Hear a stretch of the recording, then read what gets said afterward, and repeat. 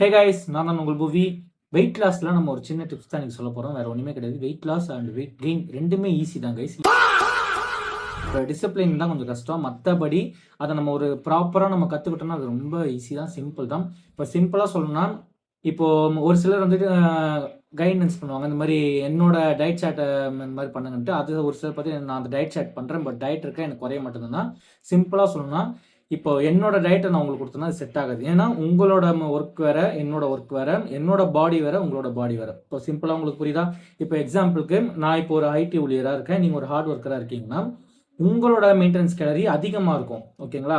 இப்போ நான் வந்து ஐடி ஒர்க் பண்ணுறேன்னா எனக்கு எந்த ஒரு ஒர்க்குமே இருக்காது, சிம்பிளாக உட்காந்து தான் இருப்பேன். ஸோ என்னோட மெயின்டெனன்ஸ் கேலரி கம்மியாக இருக்கும்.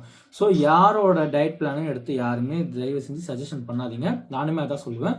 உங்களோட ஓனாக நீங்கள் கிரியேட் பண்ணுற டயட் மட்டும்தான் உங்களுக்கு செட் ஆகும். அதை நான் நெக்ஸ்ட் வீடியோவில் உங்களுக்கு நான் சொல்லித்தரேன் எப்படி நம்ம செட் பண்ணலாம் அப்படின்னு சொல்லிட்டு. ஓகேங்களா? நெக்ஸ்ட் வீடியோவில் பார்க்கலாம். பாய்.